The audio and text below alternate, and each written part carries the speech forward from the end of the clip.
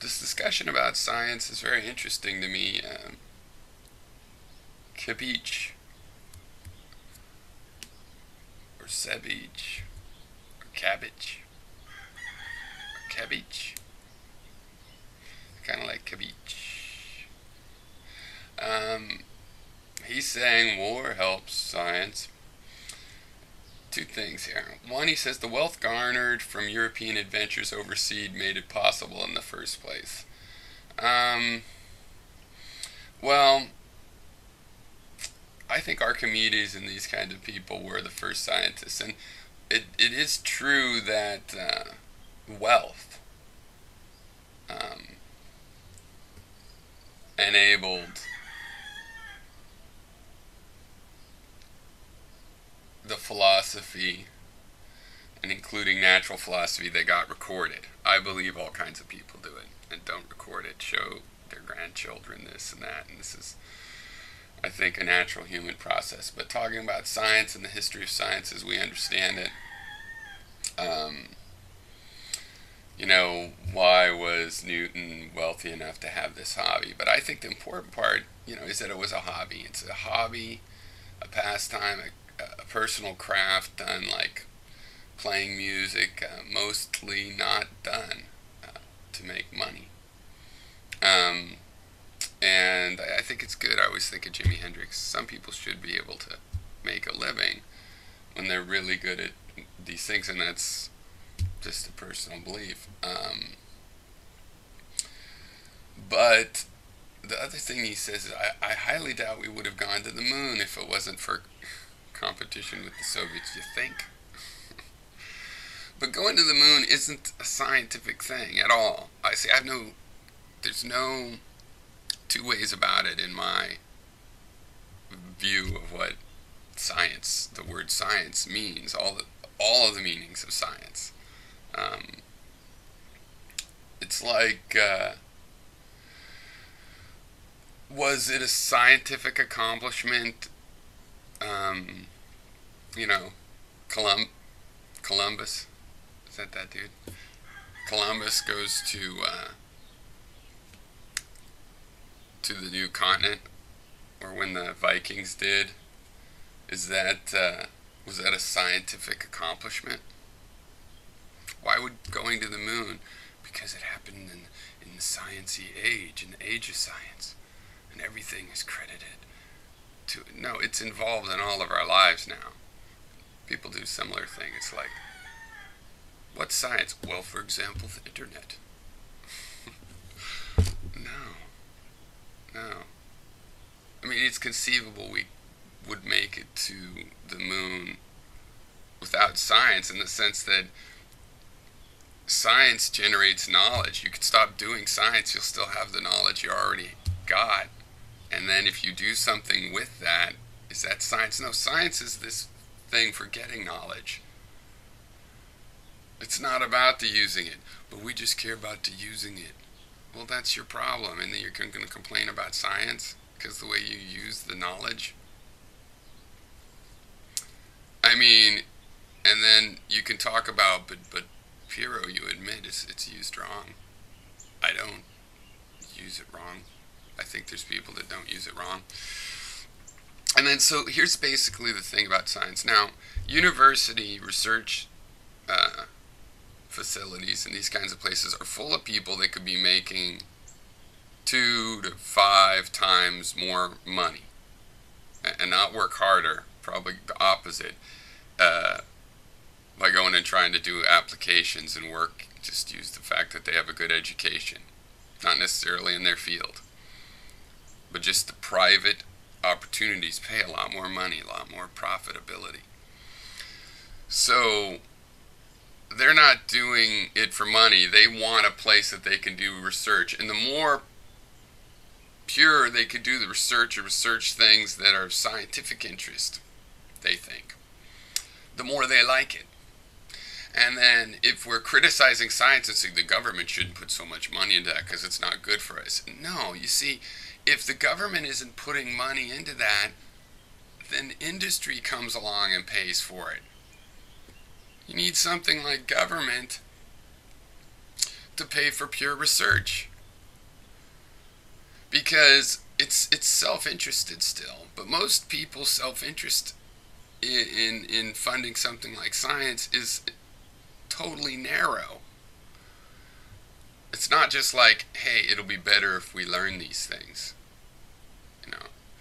But it seems to me you guys are severely confused, and it's not a distinction I'm making because it's like, glorify science. It identifies what we're talking about. I mean, we can't just suddenly call getting to the new continent just because it happens to be through the vacuum of space and then the moon. Suddenly that's science, but it's, you know, and we needed war for that. Thomas Edison made a light bulb. That was not science. The science was 100 years old by the time he did that.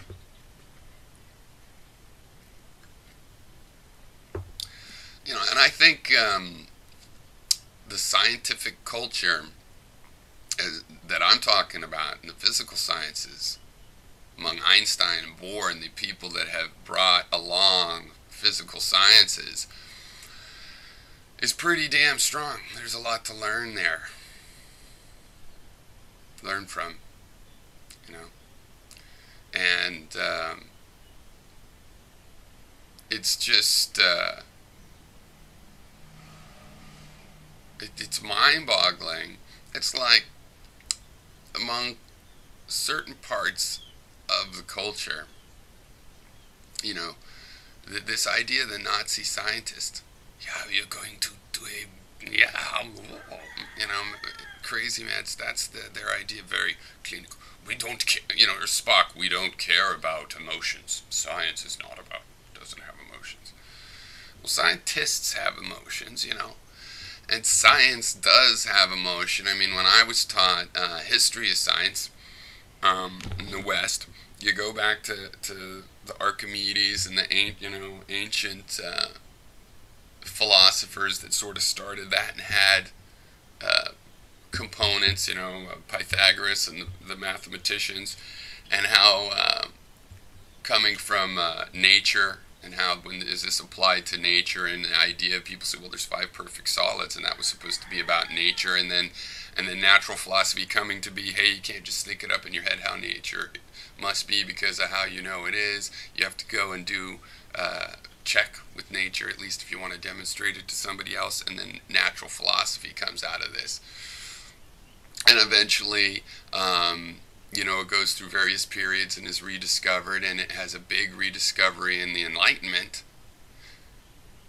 and became physics.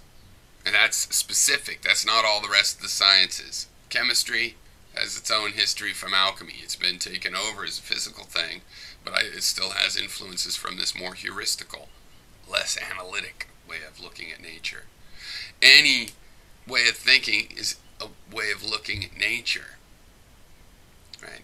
The scientific way developed into a skeptical epistemology that claims knowledge comes from nature.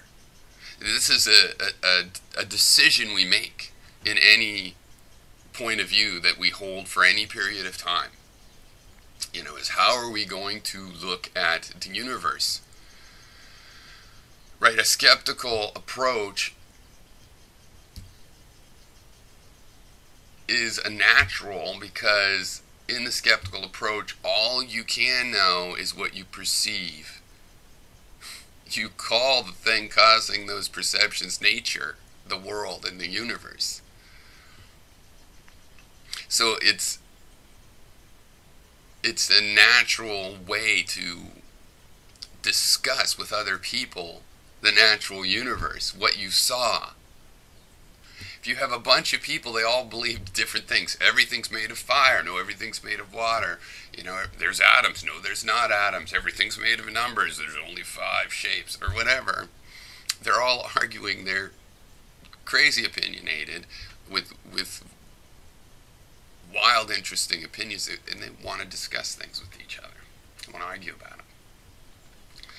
It's natural that over time, the ones that were natural philosophers and said, well, you know what, to find out which of us is right, let's go check with nature. I think the heavy thing will fall quicker. You say it won't. We can check. You know, it's not originally about checking. It's just that the more you talk about what's going on in nature, the more you realize, well, we have to ask questions that can be checked. Well, only if you want to make an experiment right away. You can also have natural philosophy about things you can't check yet, and you work your way around to being able to check eventually, though. And that means that there's a material requirement. So these things all naturally came out of people talking all kinds of, you know, the world is made of numbers, and they're still talking those kinds of things. But in physics, you ended up having this adherence to a very strict skeptical epistemology. And if you wanted to make assertions, then you really are reduced down to certain things you can make those assertions about. And that's physics. Time, mass, energy, right? Very limited set of things physics considers itself to be about, and then it's supposed to be simple, and then there's this idea that you can say everything else in terms of physics, which is an interesting idea. But it's certainly not true for us. You know, we need different ways of looking at things. So the idea of having sciences outside of physics is that you can apply this skeptical epistemology that works great when you're measuring energy and mass, temperatures, and things that can be put in terms of distance and time.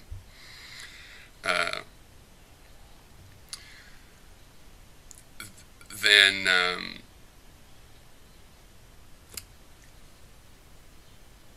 if you apply that to, say, the study of the structure of law, I mean, how's that going to work? How are you going to measure human emotions? And we've had these ideas of crimes of passion, and you know, we do not have that reduced into numbers even. You start to find out, wait, some of this structure, this high structure in physics, with all of the requirements of being able to characterize things numerically, that puts, not only is it space and time and mass, you know, energy, it has to be something that can be put in numbers. Can everything be put in numbers? And then you have to wonder, well, what's that even mean, right?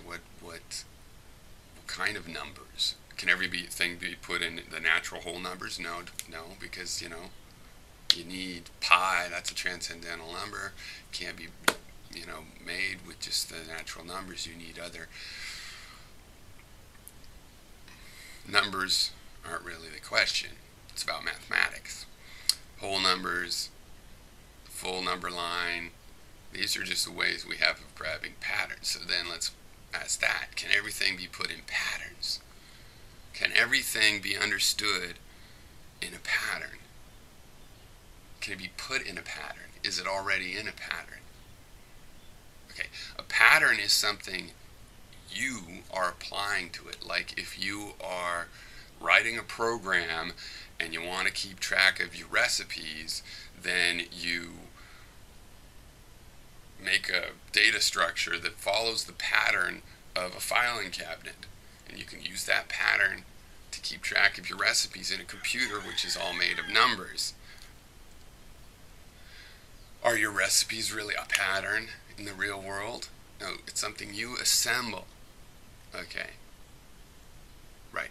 So the point is, science in general doesn't need mathematics. It needs a way to talk about patterns. It doesn't necessarily have to be checked or checkable.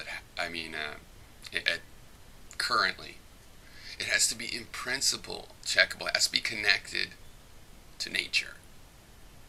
It's natural philosophy.